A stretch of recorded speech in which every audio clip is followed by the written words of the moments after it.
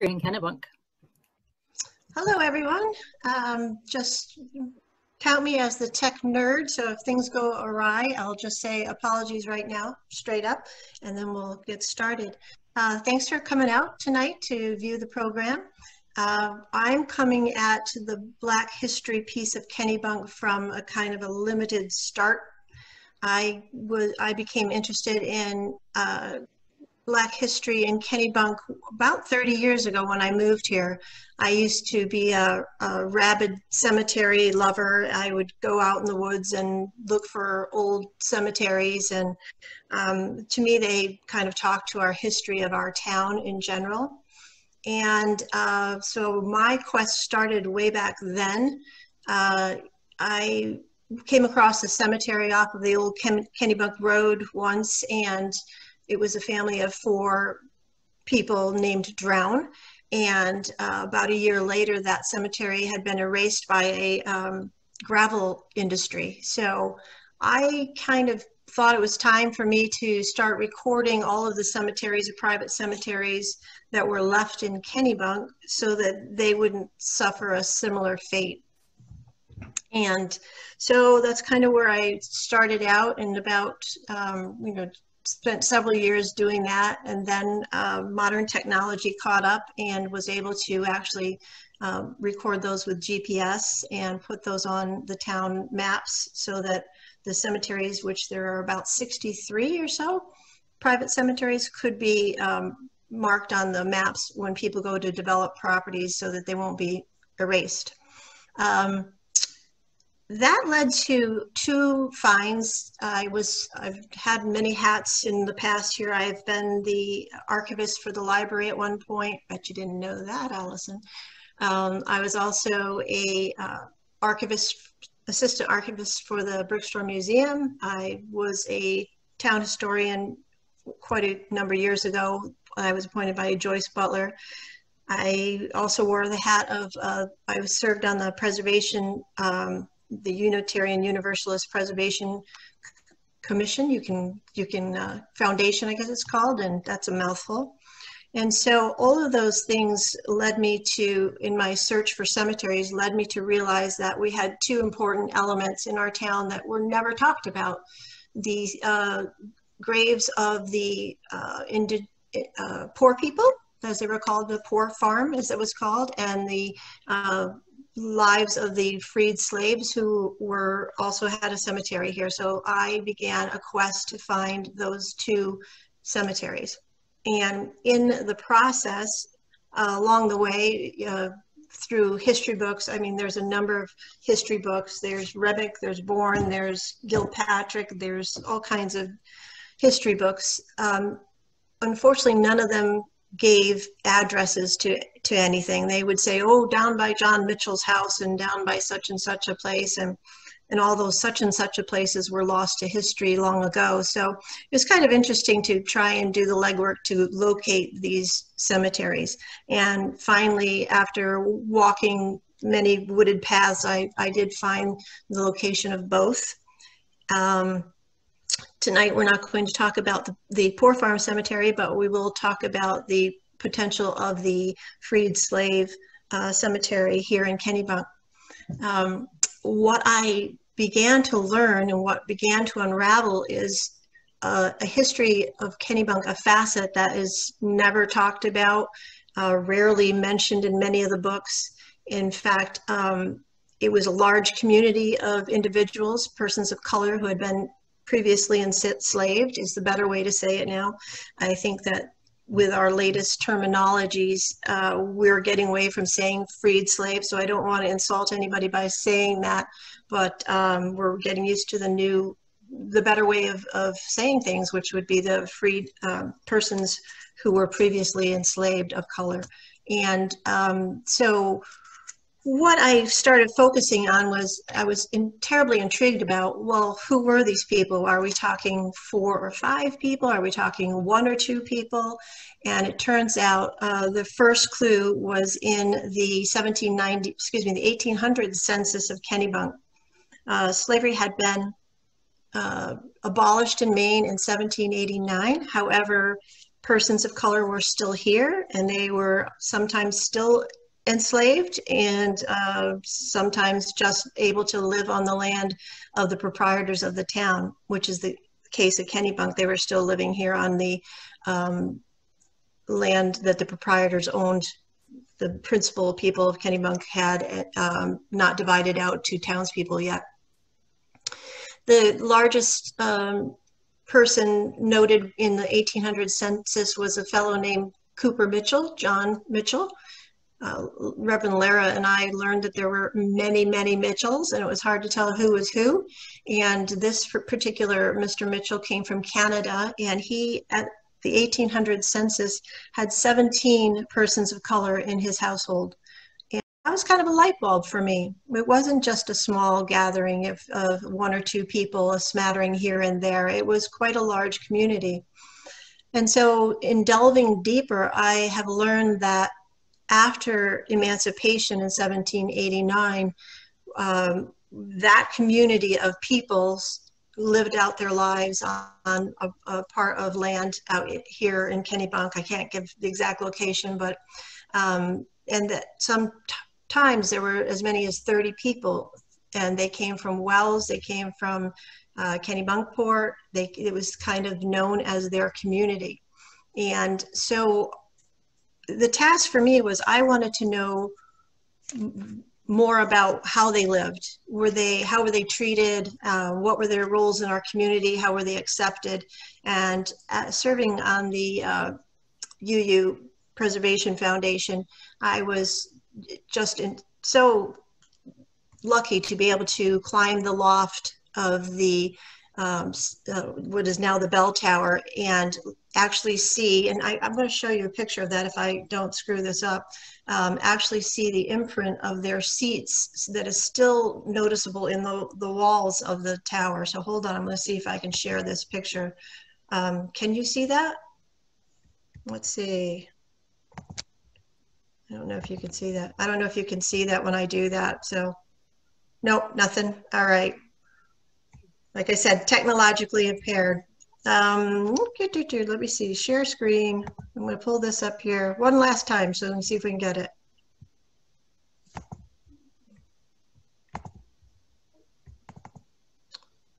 Any luck with that? Success. Yep. Okay. You may never see me again, but this is what we're looking at now.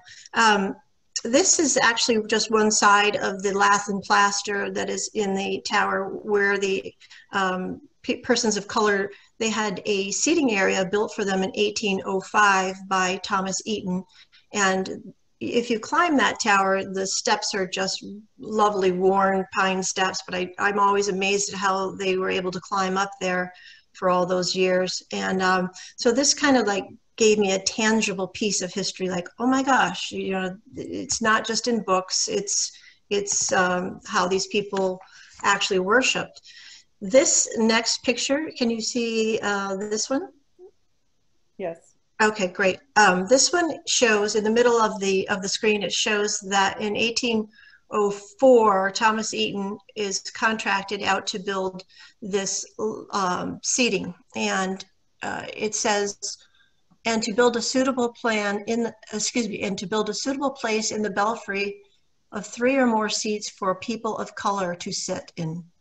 And so that was this, you know, an eye opener for me, that they were not only living in the town, they were actually worshiping in the town, and you know, part of our community. And so that too began turning my wheels and what I wanted to learn more about. And so flash forward to 2017, as chairman of the Bicentennial Committee, I tasked our entire committee to make this research a legacy project, so that years from now, when we look back on what we accomplished for the bicentennial, I want it to be an acknowledgement of these people's lives, that they were part of our community, and this is an important facet of our community.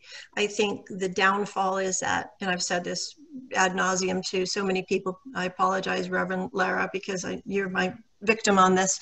I say it all the time, that people come here, as I did 30-something years ago, and we think that this is a lovely shipbuilding community. And it's not just that, it's a sum of all our parts. And if we don't recognize this part of our history, we're doing ourselves a disservice.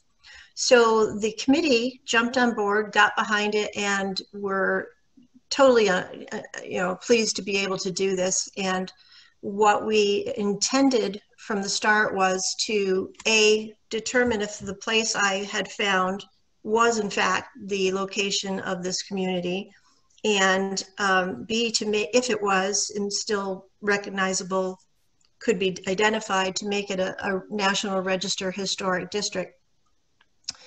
I enlisted the help of the state archaeologist, Arthur Spees, a friend of mine, and he and Leith Smith, which sounds like Leif Erikson, but it's actually Leith, Leith Smith, came down from Augusta and walked the site with me and did a first shovel test of the site, and within seconds came up with broken shards of pottery and bricks and so forth, and were gung-ho and said, we have to do this. So that was 2017. We had our first dig. I'm going to go back to sharing a screen here if I can pull it off. Hang on. Where's she? No. I'll get it eventually, guys. Hold on. So I'll go down to this one. Got it. Okay. So our first dig was not like Indiana Jones at all. It was a very cold fall day, and we identified what were several cellar holes. We did that both by walking the site, and we used LiDAR technology actually as well to show us where some of these homes were situated. The theory was that there was at least 3 or 4 homes, and in reality we found that there was the potential for 7 or 8 homes. The task was to find out what kind of structures these were. How did they live? Were they, small buildings, or were they built out of brick? Were they built out of wood? And so we learned quickly as a group that, again, it's not Indiana Jones. You just don't stick a shovel in and come up with like massive amounts of information. It's more about studying inch by inch the colorations of the soil to tell where foundations laid, where rim joists laid, or excuse me, floor joists laid, and things like that. So it was a little bit of an eye-opener to do that. We opened up just what we felt was the remains of one home, which is quite large in the end when we finally got down to it. And we were able to unearth pottery shards, parts of bottles, very little metal. We're talking about persons of color who had been enslaved, so they didn't have a lot of expensive possessions. So we did find and were able to date the pottery and things that we found to the period, which was we dated it from 1787 to 1830, in that range, which is the time that this site was occupied. Here's a sample of some of the pottery that was found, and brick.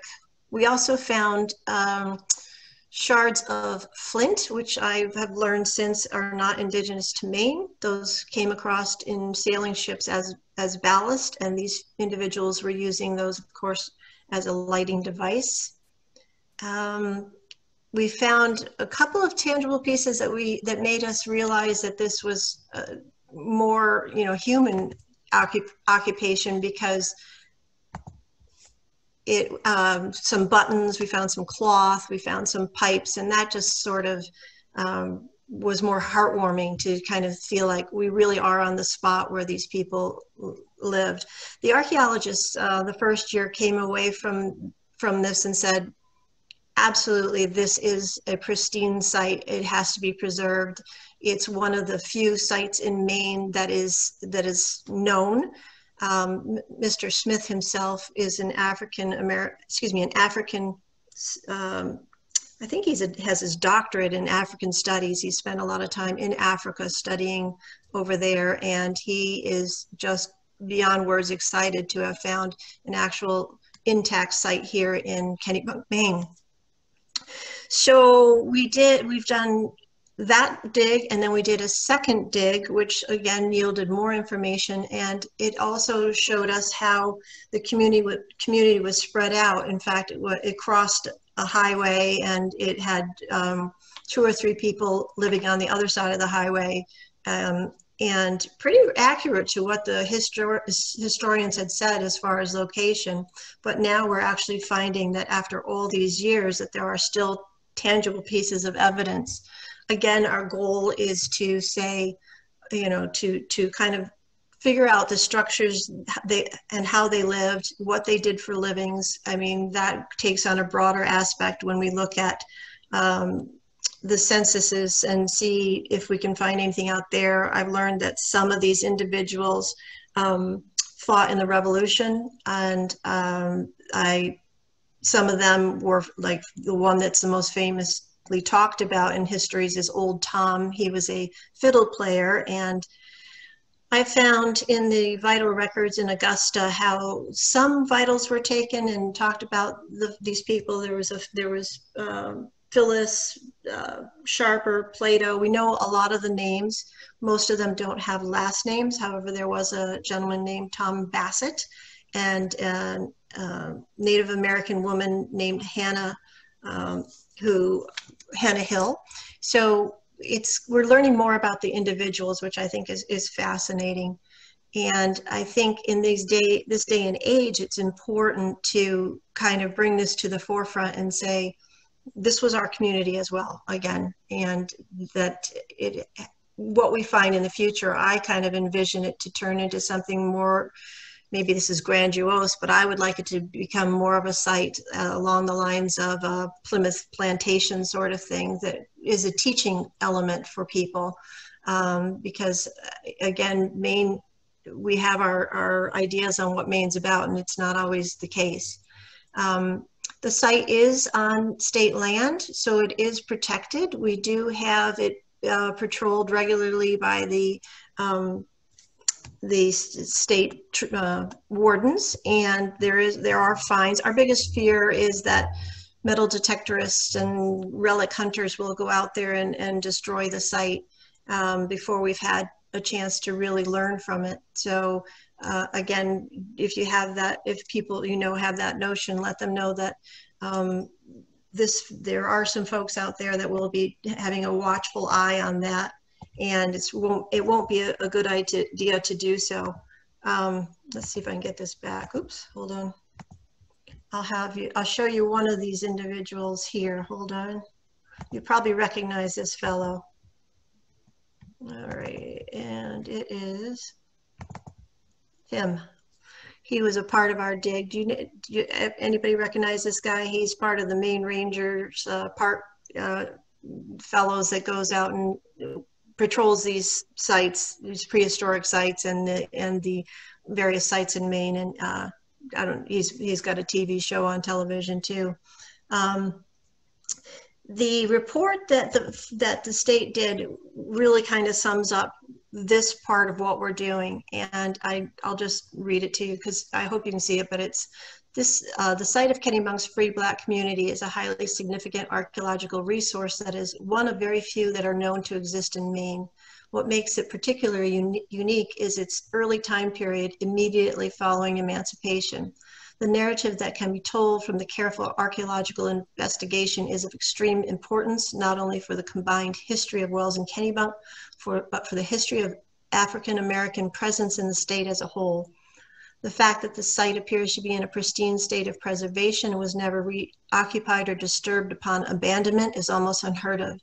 The nature of the site and its condition thus provides tremendous potential to inform on the lives of African Americans who are transitioning in status both legally and personally from enslaved to free. And so that's my piece of it. but coincidentally, at the same time in 2017, as I was tasking our bicentennial committee to champion this as our legacy project, I ran into this lovely lady right here, Miss Lara, Reverend Lara, and I'm going to turn it over to her to tell you what aspects she has learned and is working on from this as well. So I'll stop that so she can start. Thank you, Kathy. Thank you. Do you like that picture? You know, I'd forgotten about it, and then I was like, oh, I wonder if it's that picture. Yeah, because it was so buggy out there. Oh, it was. I know that I was like, I tried to cover myself head to toe as much as I could so that I wouldn't end up eaten alive out. Yeah. It was fun though. It was fun. It was really cool. So, hi everyone. I'm Reverend Lara Campbell, and I serve at First Parish Unitarian Universalist Church in Kennebunk. For those of you who may or may not know, the First Parish is actually the original town church. So that means that at the time in the state of what was part of Massachusetts colony, in order to have a town, you had to have a church. And the folks in what I call Upper Wells, which is now Kennebunk, were tired of making the trip down to Wells. And so they started the church up here, which became the Unitarian Universalist Church in 1826. It was voted to be Unitarian. And my interest in this is very similar to Kathy's, only from a different side. When I first was called to be the minister here, it was part of my initial tour as we went up in the tower for me to see the bell that somebody mentioned the outline for some pews that were in the bell tower and the steeple. And I was, you know, there was a lot going on that week. I had a lot of different things. I was meeting everybody from the church, but it just sort of stuck a little bit, but not too hard. And then subsequently, every time I went up in the bell tower, I felt this real sort of urge or calling when I saw that outline that Kathy mentioned. And so it got me wondering, and I started asking people around the congregation, you know, what do you know about this? A previous minister had said that it was the outline for enslaved or for freed Black folk to be able to sit. And, but other people said, oh no, that's not what it is, you know, kind of discounting it. It's a section that is now covered by the organ. So when you stand there, you see the outline and the arch that actually put it behind what is now the organ loft in the sanctuary. So any of you who may have been there, if you think about the organ, there's something behind it, and that's where the loft was located. I actually think they had a great view from there. They probably did, because at the time the sanctuary was 2 stories, and so the preacher was up fairly close to the balcony. At the current level right now, where everyone sits, is at the balcony level. So I think they had a great view. And it just sort of hung with me.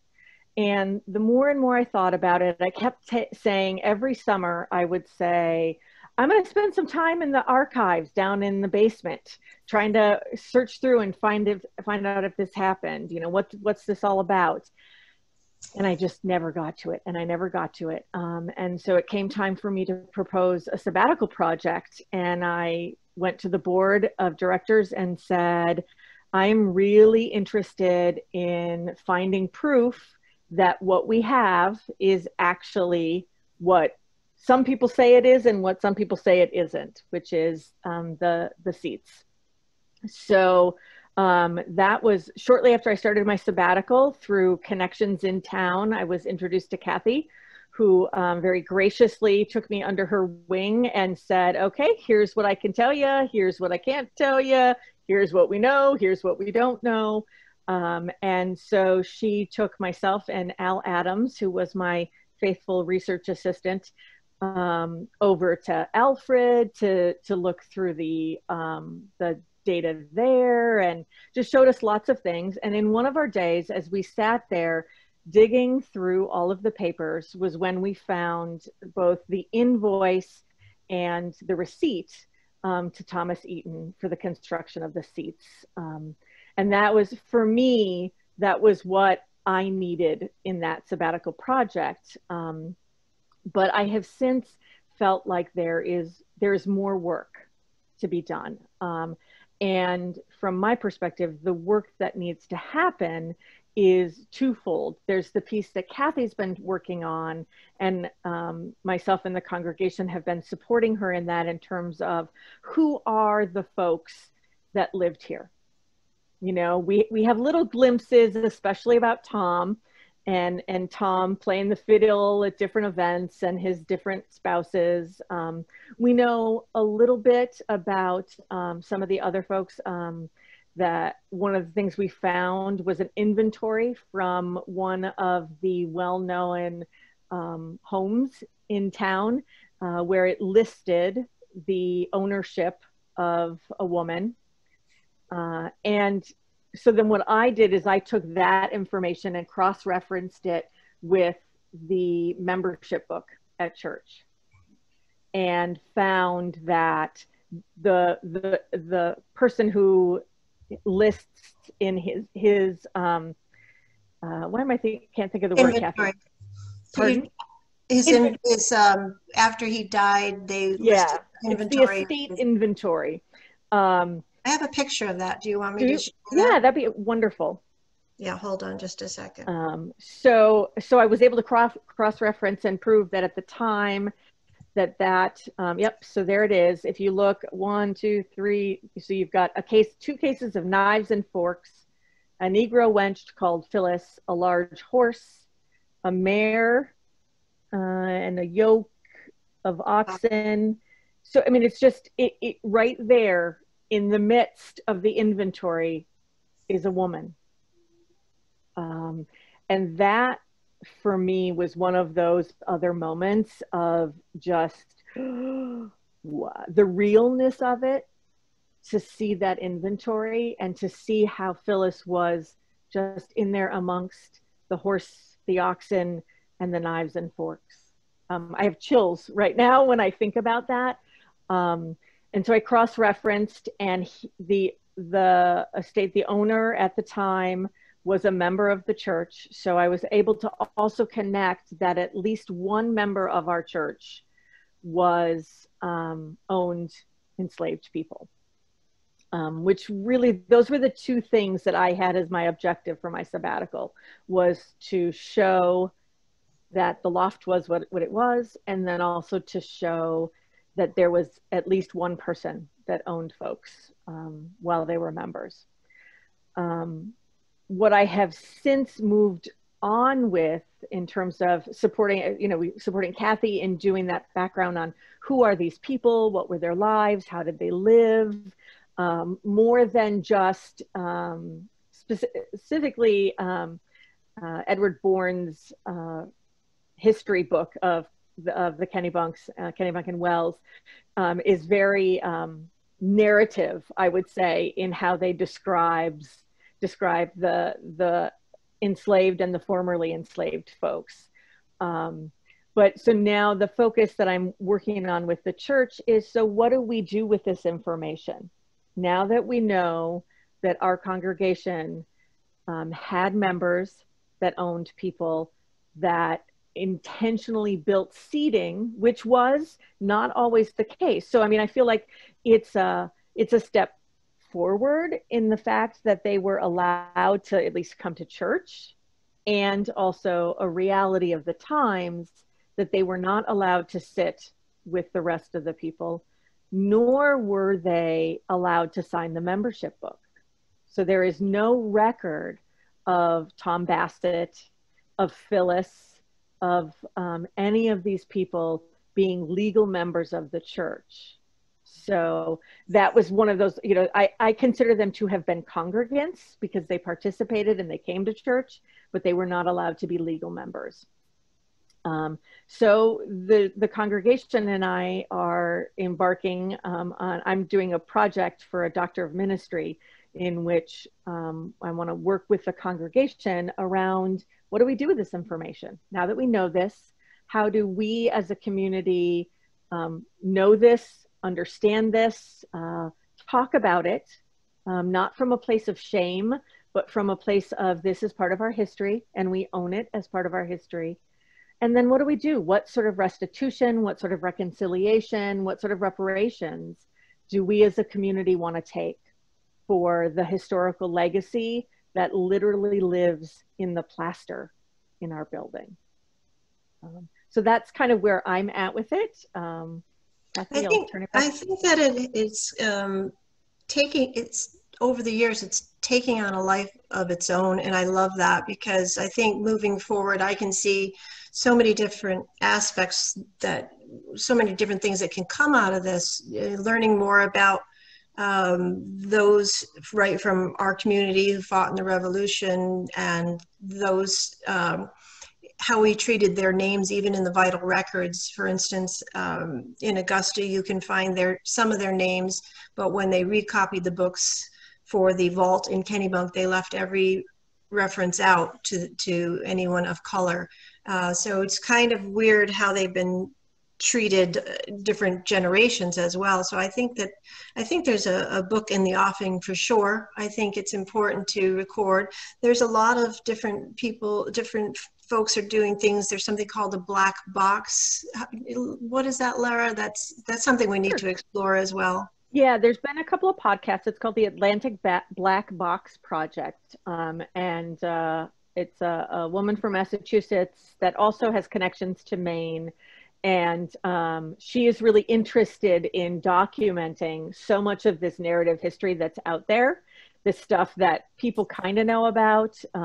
She wants to try to track things so that we know where are some of those sites, and really looking at the commerce and the shipping industry. And so that's intrigued me. Again, I feel like there's all these areas of research that I would love to have time to do, and I can't get to all of them. And one of those is, what is the documentation of the ships built here in Kennebunk? Where did they go?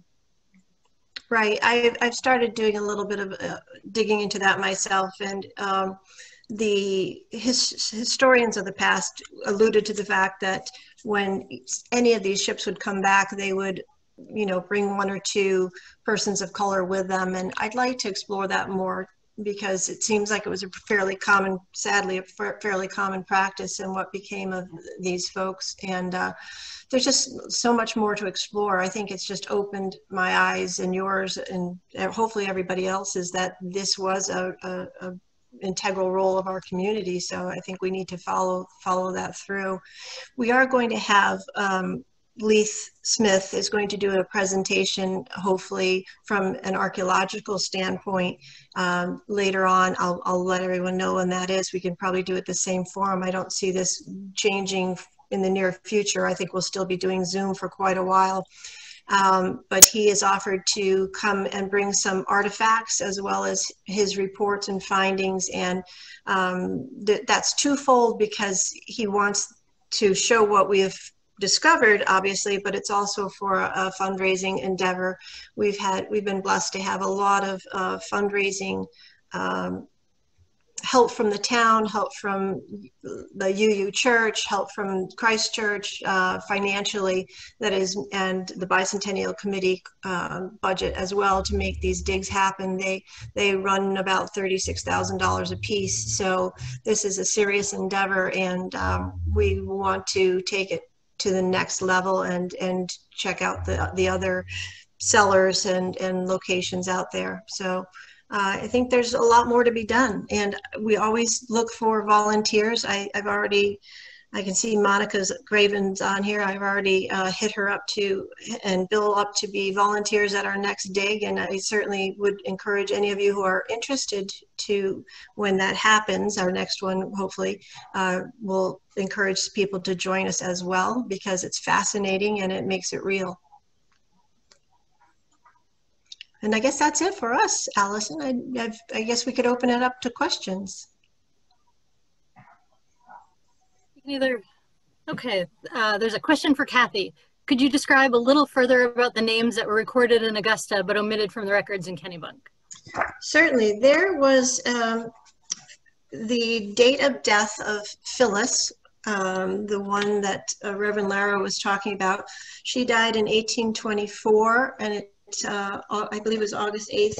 And that, if you go on to, I am on a lot of these ancestry sites, the Mormon sites, the different genealogical sites, and if you go on to some of those sites, in 1964, the Mormon faith recorded all of the original documents and vital records that were still with us, and you can find a lot of these names in those records. But being the town historian, I have access to the current copies in the vaults, and I think there are only 2 names that are kept in those books, and the rest were omitted for whatever reason when those were recopied. And that looks like it was kind of like a 1920s when that happened. So it just kind of, why were they left out? It begs the question, why were they left out?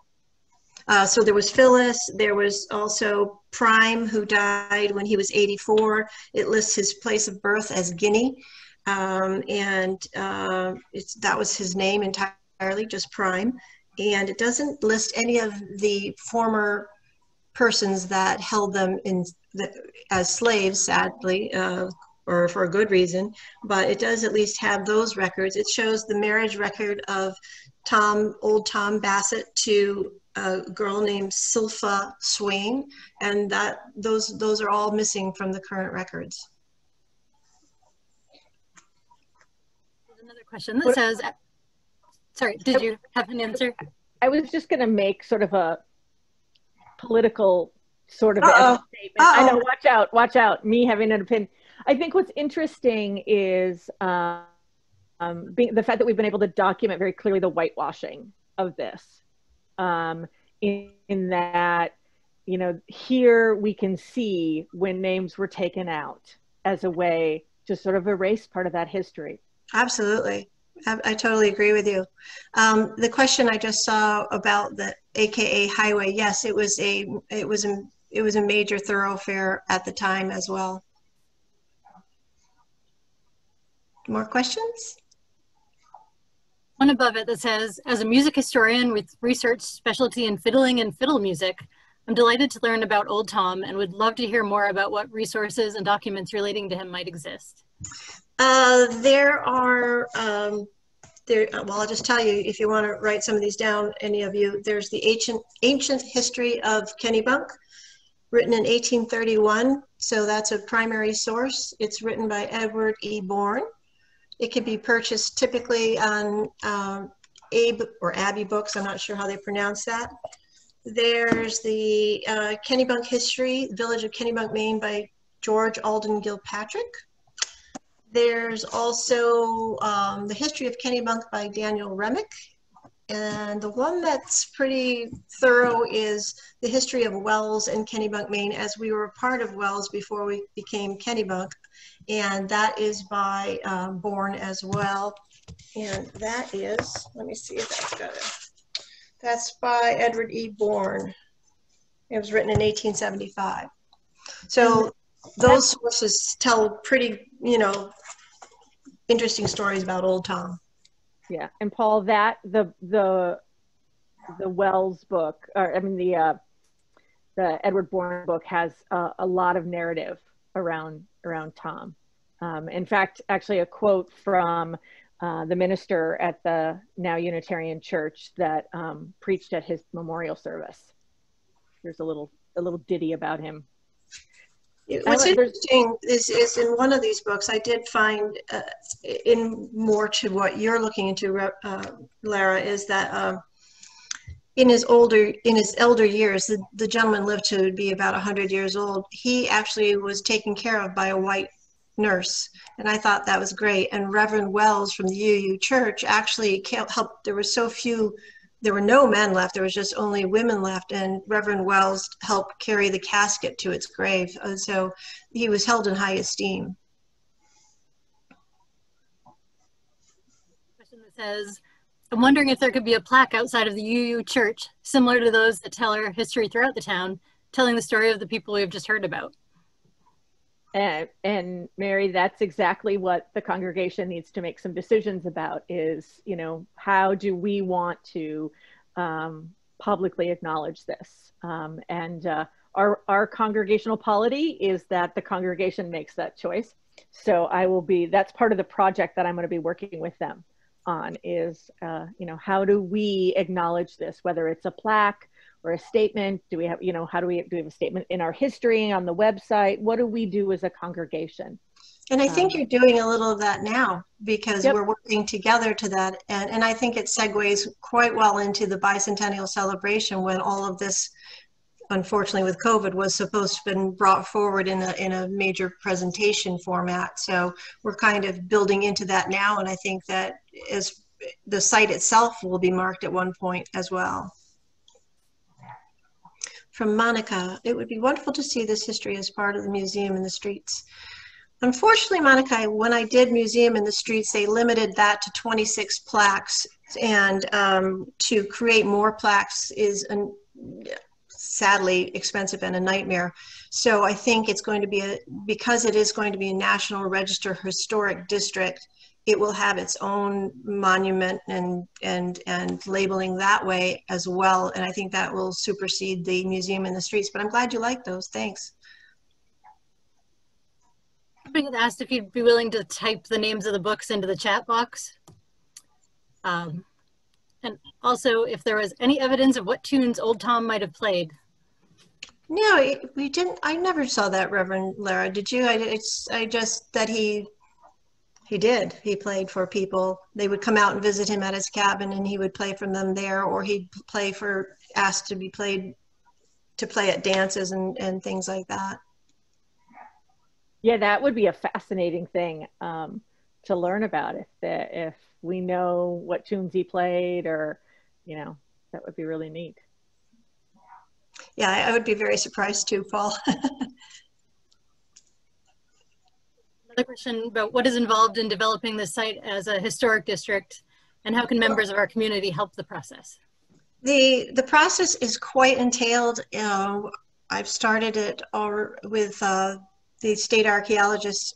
The deed research that I've been doing, it has to be recorded explicitly. The reporting process on the archaeological finds has to be reported on, and it has to be submitted in a lengthy document to the powers that be luckily the state archaeologists have quote unquote said it's a slam dunk. So I'm happy about that. It's just doing the legwork to fine tune all the deed research I've already done to make go back and double check everything and make sure that the book and pages and meets and bounds are. People help with that, but maybe this Zoom meeting might spawn another group that might want to have an interest on how to take this further from a community aspect. I don't know. That's something to toss about. One of you two wants to email me the titles of the books that you used when this is over. I can put it up on the library website. Yeah, was there a way they said you could do it here? Or you can put it in the chat if you're able to do that. Ooh, okay, you know how technologically I'm not doing so. Okay, history of Kennebunk. And are there any other questions? It says, do you envision developing an interpretive site? Absolutely. We have talked about that with the town. Luckily for us, it is on state land. So it is a state, it has to be a state and town kind of combined management program that we're trying to work out with the town manager and the selectmen and the state archaeologist, because it can't be just one or the other. It has to be, because it is on state land, which is a good thing because we don't have to get somebody's private property involved, but it's a bad thing in that there's ways that we have to manage it from both levels. And so we have not worked that out yet, but we do hope that that's what.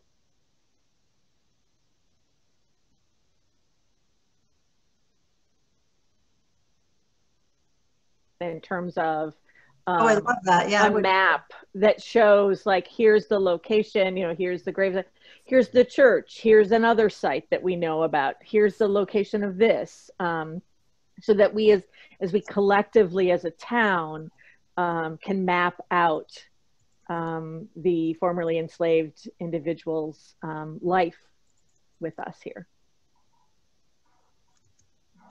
I think that's a great idea. And I love some of the statues that they've put up in Portsmouth as well. I'm putting some of the names in here. I think I've only left out one. That there are many more. Obviously, there's the online sites that we can't forget. There's the Ancestry.com, which costs you your firstborn child to be a member of sometimes, but it is worthwhile. There is it's called FamilySearch.org, which is fantastic for census records, military records, etc. There's also a site called Fold 3, I believe, which is about military records. Hold on a second. Born. But there's some to get started with. I think the other thing I want to just acknowledge here is that Kathy and I are both white women doing this research. And that, you know, our role in this is not about trying to save or rewrite. Definitely not white savior. Yeah, this is about us acknowledging and owning our history and our role in it, and how we as a community need to pull together to address this.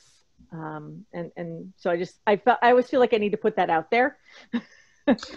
I think that's a good point. I spoke with, I think her name is Pam Cummings. She did a lot of work on and I'm going to massacre this, Abyssinian church. Abyssinian. Thank you. I can never say that. But I reached somebody make a comment to me saying that when you do your presentation for the bicentennial, you had better have it presented, and that's with a point going like this, which didn't go over well with me, but had better have it be presented by a person of color. And I said, I don't understand that, but I will, you know, granted, I will see if that is a point. So I reached out to Pamela, who said, the last thing you want to do is have a person, she is a person of color, is have a person of color doing the presentation, because it will come from a place that that your audience will feel threatened and they will shut down and not listen. She said, I have learned this the hard way. So do not give up that you are not a person of color and you are trying to teach people about this history. And I thought that was golden, because I didn't want to, you know, upset anybody on any side of the fence. And so when someone said that to me, I thought, well, I better check that out. Maybe that is a valid thing.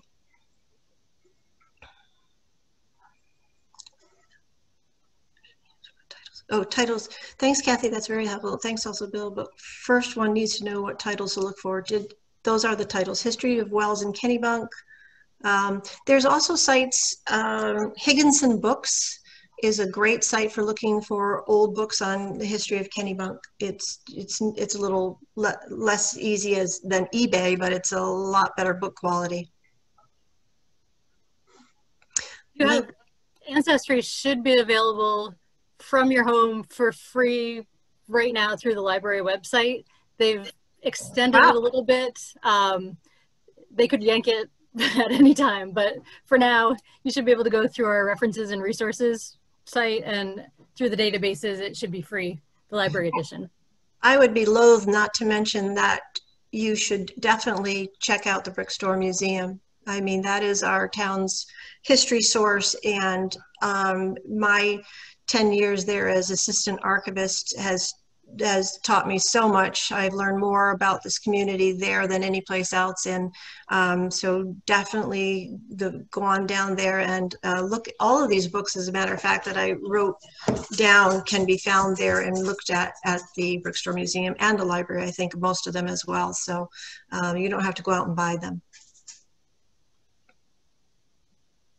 Just we did record this. We'll be posting it on our YouTube channel. It may have picked up a few people's names as things are going back and forth. If that's a problem, either let me know in the chat, you can do that privately, or you can email me at the general library email address. Well, thanks for having us. Appreciate it. Thank you. Yeah, thanks everyone. And the more folks that are engaged and involved in this, the better. You know, we all can make this history come alive from our own unique perspective. So thank you all for joining us. And if you do have further interest, just one last note, if you have further interest and you don't mind getting dirty and would like to be a part of the next dig, certainly leave your names in the chat area. I think Allison can record those there and make a list for us. And so down the road, I can reach out to you and pull you on into our craziness. You too can become a history nerd, right, Kath? You can. It's a disease, I'm telling you. All right. Thanks, everyone. I'm going to sign off.